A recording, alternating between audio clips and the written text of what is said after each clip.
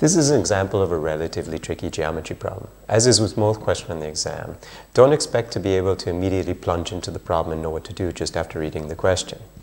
What you need to do realistically is string a lot of basic properties together to finally come up with the end result. So, for example, here it says, what is the area of a circle that has an equilateral triangle with an area of 4 root 3 inscribed in it? So, my first step, because I wouldn't know exactly how to solve the problem, is just to take advantage of the fact that tell me I have a circle and an equilateral triangle inscribed in it. And I just draw that on my page. So in this case, I have my circle, and I have an equilateral triangle inscribed in it. Something like this.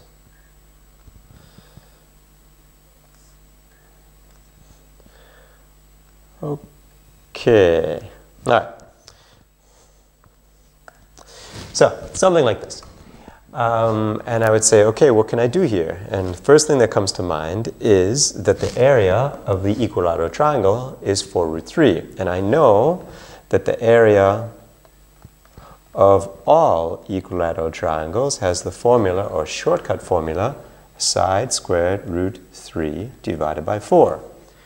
So in our case, since the area is 4 root 3, I can just set 4 root 3 equal to the formula side squared root 3 divided by 4, and I would be able to determine that side squared is equal to 16, thus the length of one side is 4.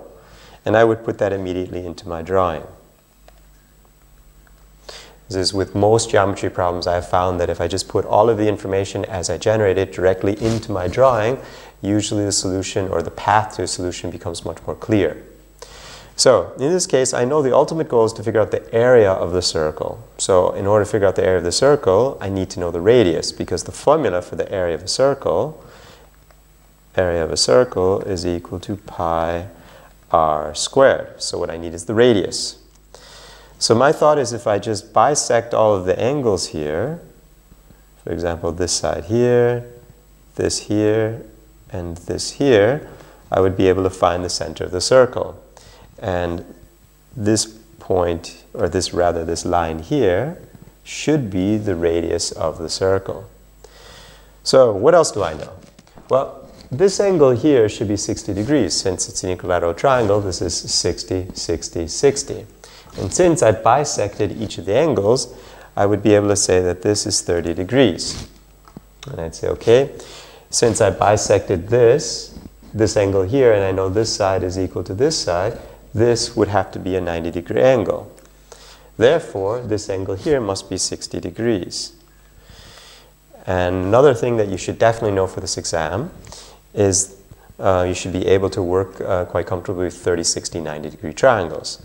So in this case, whenever you're working with a 30, 60, 90-degree triangle, when we know we have a 30-degree angle here, across from the 30, this side here is always x.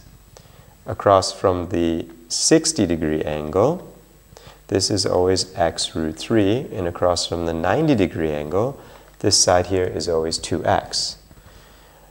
Now in our figure here, across from the 60-degree angle, we know this is going to be 2. And according to the formula here of x root 3, 2x, we know it's always x root 3 across, so I could just simply say that x root 3 is equal to 2, thus x would equal 2 over root 3, and the 2x would equal 4 over root 3, and we know that this side here is the 2x, which is the radius. So we could put 4 over root 3 here, and we should be able to plug that into our formula for the area of the circle. So the area of the circle should be pi r squared. In our case, since r is 4 over root 3, we can just plug that in for r, and we have 16 over 3 times pi. And that should be the answer to the question.